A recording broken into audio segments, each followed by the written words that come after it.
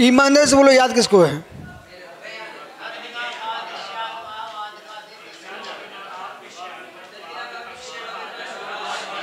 देखो इतना समय तो मिलता है, एक सूत्र याद आप कर सकते हो।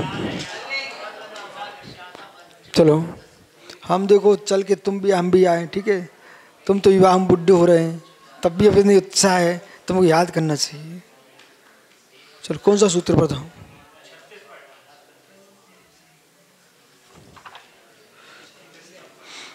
छत्तीस पढ़ना है।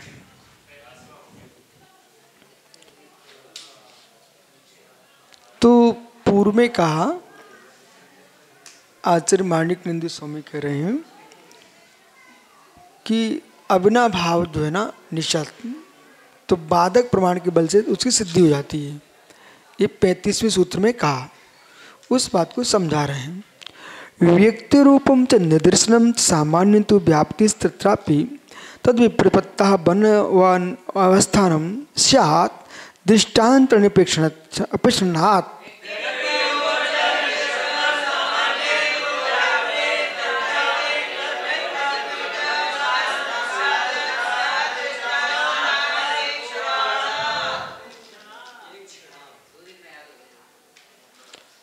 अब निसंग सागर इधर देखो, जब उत्कृष्ट व्याख्या हो तो दृष्टांत अल्प होना चाहिए, और जैसे तुम ज्ञाता बड़े हो चुके हो तो दृष्टांत गौण हो जाना चाहिए। तुम्हारे श्रोता प्रौढ़ हो चुके हैं तो पक्ष और हेतु के ऊपर ही व्याख्या होना चाहिए। फिर आप विश्वास रखिए, इधर देखो, जिनको सिद्धांतों का ज्ञान है। अब कोई व्यक्ति कहे कि गुरुजी हमको शायद बात समझना है, और ये प्रश्न करता बुद्धिमान है, तो फिर हम उसको ज़्यादा दृष्टांत दे देकर समय नहीं निकालेंगे। फिर पक्ष होगा, लक्ष्य हमारा होगा विषय कितना इसको दे सकूं। और जिनके पास समय अधिक होता है, विषय नहीं होता है, वे वक्ता लंबी कहानी लेके बैठ जाते हैं। तो लंबी कहानी का लाभ है, समय भी निकल जाएगा और कोई ने ये भी नहीं कह पाएगा कि कुछ समझते नहीं है। परंतु समझदार समझता है कि जिसके पास विषय कम होगा वो दृष्टांत बड़ा लेके आएगा। जिस समय अधिक होगा और विषय और अधिक होगा, वो व्यक्ति दृष्टांत कम देगा और विषय की निरूपण करेगा। ये आपको, अब भाई साहब तुम्हारे बोले सत्यार्थ जी कैसे पहचाने? हम तो 1 मिनट में पहचान लेते, तुम क्या बोलने वाले हो। तुम्हारे पास विषय अधिक है तो तुम कथा नहीं करोगे, विषय बोलोगे। क्यों? हम भी सीखे ही ना, वक्ता बने। हम प्रारंभ में कहानी लेते थे, वो लंबी कहानी लेते, उसकी कहानी को लेकर के फिर व्याख्या करते थे। धीरे धीरे कहानी छोटी हो गई और व्याख्या बड़ी हो गई। कहानी अपने आप छोटी हो गई और व्याख्या अपने आप बड़ी हो गई। भैया आप करना नहीं। तो व्यक्तिरूप निर्दर्शनम, अभी क्या कह रहे हैं? आपने एक दृष्टांत दिया, अब सुनने वाले बैठे वे भी ज्ञानी थे, वे दूसरा दृष्टांत लेने बैठ गए। कभी कभी क्लास हो ही नहीं पाती। बोले क्यों नहीं हो पाती? अब सत्यासागर कहते हैं मेरे स्वप्न सुन लो आप। यदि मैंने इनका स्वप्न सुन लिया तो निर्मोह कमजोर है क्या? उनको तो 50 स्वप्न आते रोज, तो उनका स्वप्न, इनके हम स्वप्न ही बैठे सुनते रहेंगे, तुम आगम कब समझाएंगे? तुम्हारे स्वप्न तो स्वप्न ही है। इसलिए हमने परंपरा ही नहीं डाली सुब्रत सागर कि सुबह से गुरुजी बैठ के स्वप्न सुना है, कि सुबह से क्या चिंतन है। चिंतन नहीं सुनाओ, चिंतन हम सुनाते हैं, आपको विश्वास मानिए, लेकिन आगम की व्याख्या करते अपना चिंतन आपको पास रख देते हैं, ये आगम मिलता है। और जो आगम छोड़ के चिंतन सुनाते हैं वे पंथ बना करके उस शिष्यों को गड्ढे में पटक देते हैं। बिना आगम के चिंतन नहीं सुनाना चाहिए।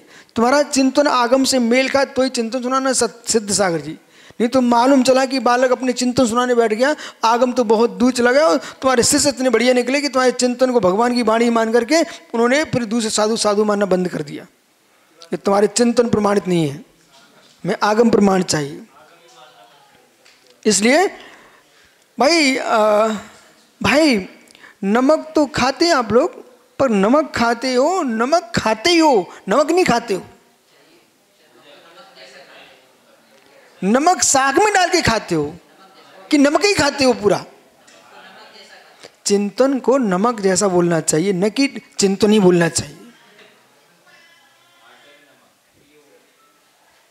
वो भी कैसा हो? शुद्ध सेंधा नमक, न कि समुद्र का। काला नमक नहीं, समुद्र का नहीं, नॉन नॉन। हाँ, तो शुद्ध सौंधा नमक। ऐसी चिंतन वही हो जो आगम से शुद्ध हो। सभी चिंतन, यदि आज मैं चिंतन सुनाता तो आप सुनते नहीं, और चिंतकों की बात मैं मानता तो मैं ही नहीं होता। मैंने गुना भाई, क्या नाम, सचिन, देश के बड़े बड़े चिंतकों को मैंने यूं कर दिया, हटा, मुझे नहीं स्वीकार करना। बोले तुम्हारे पास भीड़ नहीं आएगी। मैंने भीड़ में जाए, मुझे भीड़ नहीं चाहिए। लेकिन मुझे मालूम है शुद्ध पानी की बाटलें बहुत कीमती मिलती हैं, हर व्यक्ति पीते नहीं मिलता, लेकिन जो पीते मिलते हैं ना, बे पैसे वाले ही होते हैं। मेरे पास वही आएगा जो बुद्धिमान होगा। समझ रहे कि नहीं आप? बुद्धिहीन होगा वो नहीं चाहिए। हाँ, क्योंकि आगम को समझने के लिए बुद्धिमान चाहिए। व्यक्ति निर्दर्शन सामंत व्याप्ति मात्रा पे, बस आओ बस। सूत्र कितना गहरा है कि दृष्टांत तुम दे रहे हो तो एक देश घटित होता है, फिर उस दृष्टांत को समझने दूसरा दृष्टांत लेकर आने पड़ेगा, उसको समझने तीसरा लेके आने पड़ेगा, फिर उसके चौथा लेके आने, फिर प्रमाण संपलव, दृष्टांत संपलव हो जाएगा। ये हम आपको भाषा बोल रहा हूँ, प्रमेय कल मार्तंड की भाषा। प्रमाण संपलव, दृष्टांत संपलव, बराबर है। व्याप्त तद विप्रतिपक्षम बन अवस्थानम प्रतिपन्न स्यात् दृष्टांत अंतरण अपेक्षात। दृष्टांत अंतरण अपेक्षात, दृष्टांत दृष्टांत की अपेक्षा रखे, दृष्टांत जितनी अपेक्षा रखेगा। देखो आप बहुत अच्छे लोग हो, इतनी सी बात मेरी मान लो, कितनी मेहनत लग जाए, तुम्हें सूत्र याद करो। आज युग बदल गया है, अब हर दर्शन का व्यक्ति सूत्रों में बात कर रहा है, प्रमाण के साथ बात कर रहे हैं। तुम ये कहोगे दृष्टांत दृष्टांत अपेक्षणात्, क्या बोलोगे? दृष्टांत दृष्टांत अपेक्षणात्, दृष्टांतांतर अपेक्षणात्। वो दृष्टांतरण की अपेक्षा रखेगा, फिर मालूम विषय हो ही नहीं पाएगा दृष्टांत देते हुए। इसलिए आपको व्याप्ति की व्याख्या करना चाहिए। बाल को